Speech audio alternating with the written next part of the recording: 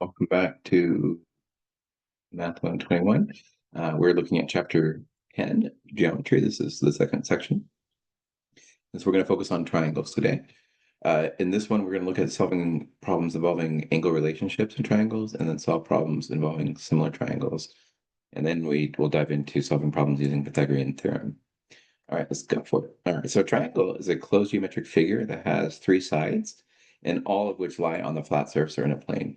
So important features, it's closed, and if you start at a point and trace along the sides, you end up at the starting point. Okay, so it's a triangle. So common examples. Um, well, if I was better at, oh, that's really bad. Let me see if I can try that again. Um, Now, I should say that these angles or these lines should be straight and connected and they don't overlap. So um, these are common images, but you could have things that look like this, that's a triangle, or things that look like, well, not like that. That's not triangle. It's really hard to draw straight lines in this, but now let's see if we can explore some ideas here. So Euclid's theorem says a conclusion that is proved to be true through deductive reasoning. Euclid's assumption, given a line and a point not on the line, only one line can be drawn through the given point parallel to the given line. So this is often called Euclid's fifth postulate. Um, and from this, then we can derive the sum of the measures of the three angles of any triangle is 180 degrees. This is a really nice result coming from the fact that lines are parallel. And we have some relationships or understanding about how lines relate to one another. And so if you look here, we know that angle 1 and angle 2 have to be equal. And we know that angle 3 and angle 4 have to be equal. And so we also know that these all have to equal 180 degrees because they're along the same line. So by that recognition, these alternate interior angles, angle 2 and angle 1 are the same. So this is equal to angle 1, and this is equal to angle 3. So we've just proven then that the sum of the interior angles of a triangle have to equal 180 degrees. That's a really powerful relationship that is given to us by the power of angles in relationship to parallel lines. Okay, which is exactly what this is saying. Using angles and angle relationships. So now that we know that all of these three angles have to equal 180 degrees, 120 plus 17 means that the angles of a triangle are supplemental from last time. So 120 plus 17 is what we do here. And then we can subtract that total from 180, giving us a total of 43. So this angle here has to be 43 degrees. Using angles relationships in triangles. So find the measure of angles 1 through 5. So here we know that these two angles, angle 1 and this right angle, have to be supplementary, which means that 90 plus angle 1 has to equal 180 degrees, which means then that angle 1 has to be 90 degrees. Knowing that this is 90 and this is 43, these three angles in the triangle are supplementary. So 1 plus 2, angle 1 plus angle 2 plus 43 degrees equals 180 degrees. And since this is 43 and this is 90, 43 plus 90 from 180 gives us 47 degrees. So angle 2 is 47 degrees, which means that angle 3 is 47 degrees because these are vertical angles. And then because these are supplementary angles, 3 plus angle 3 plus angle 4 plus 60 degrees has to equal 180 degrees. And so if we go down here, we get then that that total is going to give us that measure of angle 4 is 60 plus 47 minus that from 180 gives us 73 degrees. And again, measure of angle 4 and angle 5 have to equal 180 because they're supplementary and they're along a straight line. So 73 subtracted from 180 gives you that it's 107. Now, the clever observer should notice that the sum of these two angles equals angle 5. In other words, angle 3 was 47 degrees. 47 plus 60 is 107. That's not an accident. That's actually a theorem that the sum of the two opposite interior angles is equal to the angle of the exterior angle, which is what you see here. Okay. Triangles and their characteristics. An acute triangle is where all three angles are less than 100 or less than 90 degrees.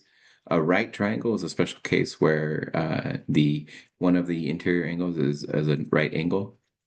And the right triangle is where Pythagorean relationship comes into play, where you have A plus B equals C. And this is actually the condition by which some right triangles are defined, which is that if a triangle satisfies the Pythagorean theorem, it's a right triangle, and vice versa. An obtuse triangle is where one of the measures of the angles of the interior angles is a greater than 90 degrees. An isosceles triangle is where you have opposite sides of one vertex is equal or congruent, which then also means that their base angles are, or the angles opposite the congruent sides are equal. Okay, this one comes up a lot in solving problems. When you know two sides of the triangle are the same, opposite angles are also congruent, and then that helps you define things like this missing angle and stuff like that. Equilateral triangles are the special case when all angles and sides are equal. So this is kind of like a square if it was a quadrilateral. In other words, here everything is symmetric. And then a scalene triangle is where no sides or lengths are equal. Okay, so no two sides are equal length. Okay. All right, so let's then dive into some examples. So similar figures and similar triangles, corresponding angles and corresponding sides. Similar figures have the same shape, but not necessarily the same size. So one could be bigger or smaller than the other. That's what similar means. Similar triangles are equal in that their angles are the same, but not their sides. Corresponding angles are angles that have the same measure in the two angles. So like two right triangles, for example, have a corresponding angle of 90 degrees. Corresponding sides or sides opposite the corresponding angles. Okay, so think of like this isosceles triangle, for example. All right, so here's an example of similar triangles. So all of the angles are the same, and so they are similar to each other. But if you notice, there's a relationship between the lengths.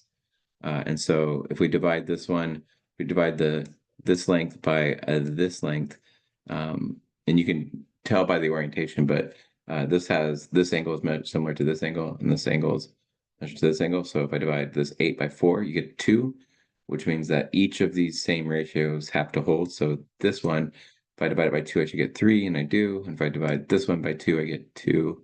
So that's how you can show that they're indeed similar. All right, using similar triangles to find the value of x. The value of x. All right, so here we know this angle and this angle are congruent by vertical angles. So put 2. It'll work better there. So those are congruent by vertical angles, which means then, since we already given that one of the angles is congruent, that means then that these have to be, because the sum of the triangles angles have to equal 180 degrees. Okay, so these two triangles are similar, and so that means that they must have a similar ratio. So if this is x and this is 5, then if I take x 8, so amazing 8, and I divide it by 5, that's got to equal, keeping the triangle relationships the same, that's got to equal then that I have x from this triangle equal to this side, which is 7. Okay, so I wanted to do it the opposite direction of this one. So notice how they did it here. As long as you keep the equivalent relationships the same, you can place the ratios however you choose. Okay. In other words, I went from this side to this side. Okay, so I'm comparing this side to this side, and then I'm comparing this side to this side. In other words, these top ones came from this triangle. These bottom ones came from this triangle. Okay, so in a similar triangle situation, as long as you're consistent with the where you're pulling and making the comparison, then where you place them should not matter. So I don't think it has to be a certain way. That could be confusing or liberating depending on your point of view. All right. Using similar triangles then in this situation, again, you can just cross multiply 5 times x, it's 8 times 7, So you get 56 is equal to 5. So dividing, you get that the common scale factor is 11.2. So the missing side of x is, sorry, not the scale factor, but the missing length of the side has to be 11.2 so that they maintain the same scale factor. In other words, 5 divided by 8 in this relationship has to equal the same thing as 7 divided by 11.2. And if you plug those into a calculator, you're testing to see if that relationship is equal. 8 divided by 5 or 5 divided by 8 is the same thing as 7 divided by 11.2. Okay. All right, Pythagorean theorem. A squared plus b squared equals c squared. Pythagorean theorem says that if you make a square of the same length as side b, so it's b units this way and it's b units that way, that's b squared. So that's the area of this thing is equal, and then you add that to the area of a square of length a by a. So this area, if you add these two areas together, that's the same area as the, make that c by c. So this is c squared. So this area is equal to the sum of these two areas. So Pythagorean theorem is actually a statement about areas, which may or may not be new to you. And so here, this area has 9 square units. This area has 16 square units because it's a 4 by 4. And then this area has a total of 25 square units. So you can kind of see there's part A, right? That's a squared. And then if you notice here, I have 1, 2, 3, 4, 5. 1, 2, 3, 4, 5. So this is 10 and 6 more. So if I rearrange those 10 and 6 more, I have 1, 2, 3, 4.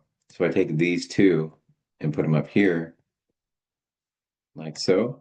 Then I have 10 and 6 more. So that's exactly the same area as this one here. So those two show that it's the same area. All right, so let's use this relationship to find the Pythagorean theorem to find the missing length here. So I know this is opposite b. So this, in geometry, angles are capital letters. Sides of triangles and sides of things will be lowercase letters. So that's lowercase b. This is lowercase a. And I know that because it's opposite of that angle here. This is opposite that angle there. And c being opposite 90 degrees, it's the longest side of the triangle, so it's the biggest number, and it's opposite the right angle. So c is what we're looking for. So c squared is equal to a squared plus b squared. Plugging in the numbers, 9 squared plus 12 squared is 81 plus 144, which is 225. Taking the square root of 225, we get the length of c, which is then 15. So it tells us then that this length here is 15. Okay, all right. I hope that was helpful, and I'll see you in the next video.